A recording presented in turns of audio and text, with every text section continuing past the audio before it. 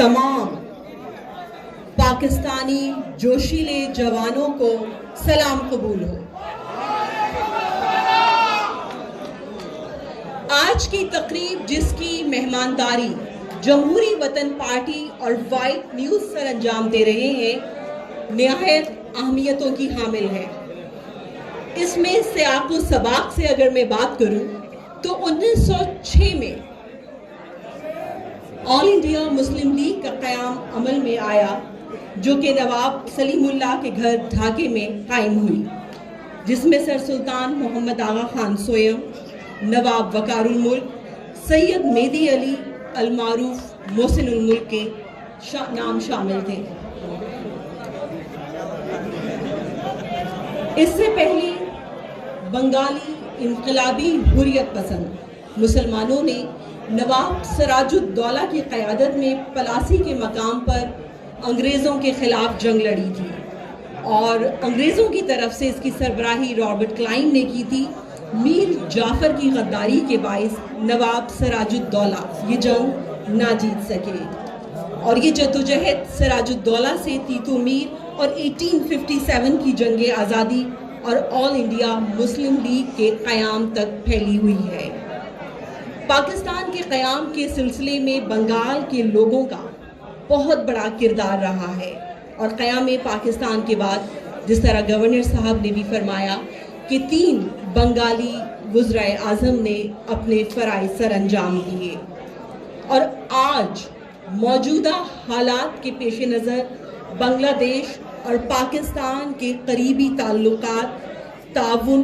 نہایت اہمیت کے حامل ہیں اور ہوں گے۔ اس باہمی ہم آہنگی کے فروغ کے لیے سارک ایک انتہائی مؤثر پلیٹ فارم ہے، اور اس کے تحت سرگرمیاں بہت اہم ہوں گی، کیونکہ بنگلہ دیش اور پاکستان ایک ہی مذہب کی لڑی میں پروئے ہوئے ہیں، ایک ہی جیسا ثقافتی پس منظر اور ایک ہی جیسی تاریخ سے ہم آہنگ ہیں، اور اس کے لیے عوام کا عوام سے باہمی رابطہ بہت ضروری ہے۔ اور آج کا یہ اجتماع جس میں میرے تمام بھائی پیچھے کھڑے ہوئے ہیں، باتیں کر رہے ہیں، نعرے لگا رہے ہیں اور سن کم رہے ہیں، آپ سے میری گزارش ہے کہ اپنی نشستوں پہ تشریف رکھیں۔ آپ بھی بھائی بیٹھیں اور بات سنیں، اور اس کے بعد پھر بات کیجئے گا۔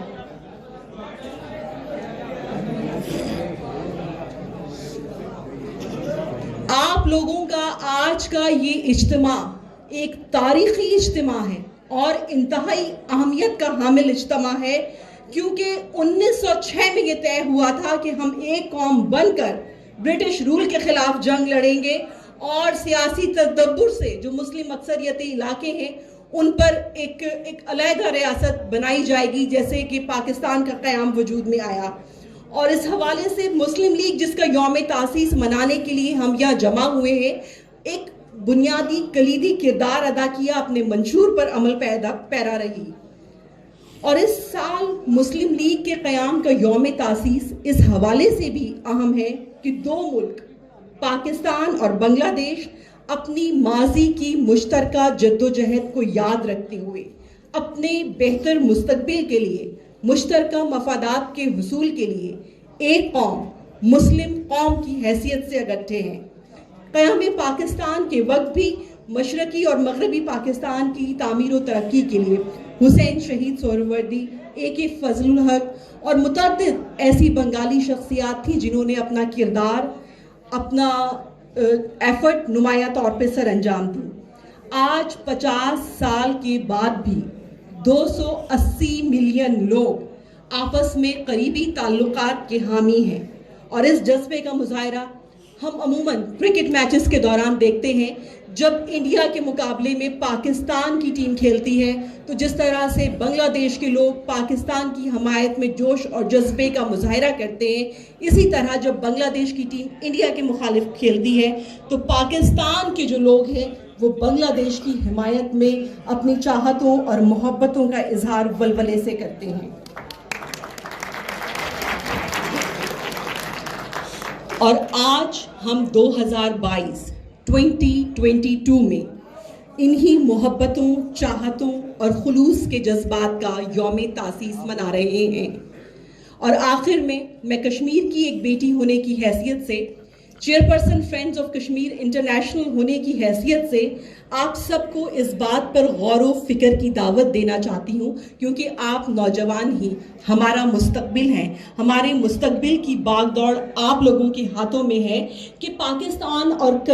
بنگلہ دیش کی طرح کشمیر کا منظر نامہ بھی اسی وحدت سے جڑا ہوا ہے. یعنی کشمیر کے دونوں اطراف کی جو عوام کی اکثریت ہے وہ بھی مسلم وحدت، مسلم ثقافت، مسلم تاریخ اور جد و جہد آزادی سے جڑی ہوئی ہے، اور کشمیری زبان کے ساتھ ساتھ اردو زبان سے بھی وابستہ ہیں اور اسی لیے پاکستان کا ساتھ چاہتے ہیں.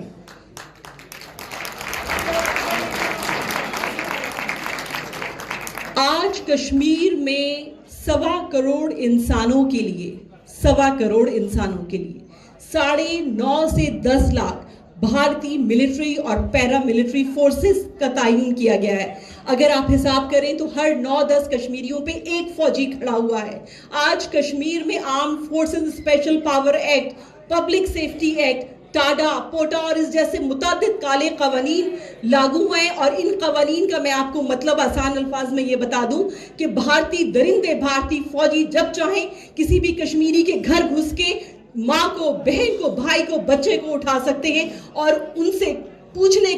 بھی پوچھنے کا کسی کو حق حاصل نہیں ہے. آج کشمیر کے بچے آزادی کا خواب دیکھنے کے جرم میں اپنی بنائیاں پیلٹ گنز کے استعمال سے کھو رہے ہیں. آج کشمیر کی معیشت تباہ ہو چکی ہے. آج کشمیر کی ماؤں کو یہ پتہ نہیں ہوتا کہ جب ان کا بچہ، جب ان کا بھائی، جب ان کا بزرگ صبح گھر سے نکلے گا تو شام کو گھر واپس آ بھی سکتا ہے کہ نہیں.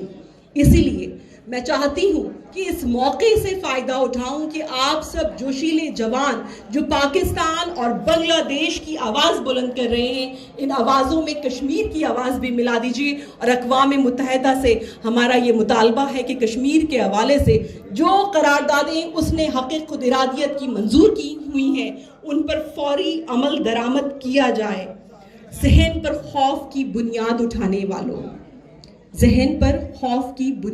اٹھانے والوں، ظلم کی فصل کو کھیت میں اگانے والوں،